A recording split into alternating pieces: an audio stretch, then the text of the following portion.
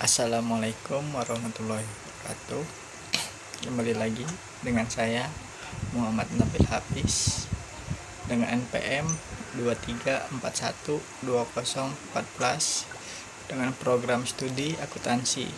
Ya, kali ini saya akan menjelaskan materi tentang aspek hukum dalam materi studi kelayakan bisnis. Kita kenalan dulu ya sama aspek hukum itu apa.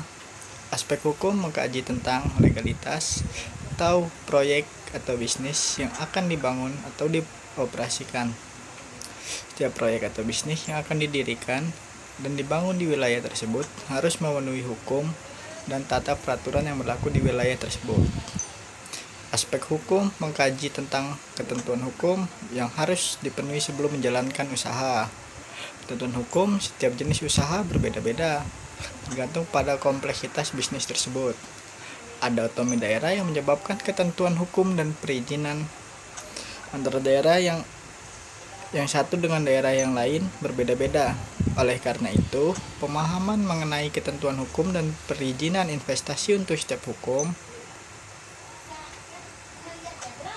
Pemerintahan menetapkan ketentuan hukum dan perizinan investasi dengan tujuan menjaga ketertiban masyarakat secara luas. Masyarakat di sekitar lokasi bisnis diharapkan akan mendapatkan manfaat yang besar dibandingkan dampak negatif dari adanya suatu investasi bisnis. Ya, kita ke aspek hukum menurut studi kelayakan bisnis. Berarti keabsahan, kesempurnaan, dan keaslian dari dokumen yang dimiliki yang meliputi badan hukum, izin yang dimiliki, sertifikat tanah atau dokumen lainnya yang mendukung kegiatan tersebut.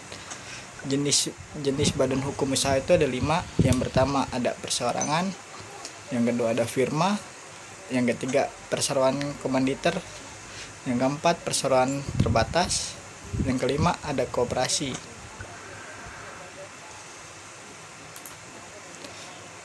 Bentuk badan hukum usaha yang pertama firma. Firma adalah tiap-tiap persekutuan perdata yang didirikan untuk menjalankan perusahaan dengan nama bersama. Firma didirikan dengan sebuah akta notaris dan didaftarkan di Kepaniteraan Pengadilan Negeri. Tidak diperlukan adanya pengesahan Departemen Kehakiman. Yang kedua ada CV.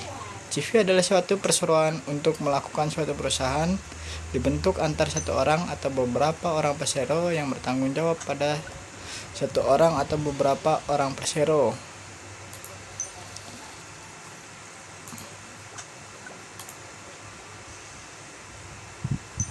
Yang ketiga ada perseroan terbatas atau PT. PT adalah badan hukum yang didirikan berdasarkan perjanjian kegiatan usaha dengan modal dasar dan seluruhnya terbagi dalam saham dan memenuhi syarat yang ditetapkan dalam undang-undang serta peraturan pelaksanaan. Yang keempat ada koperasi.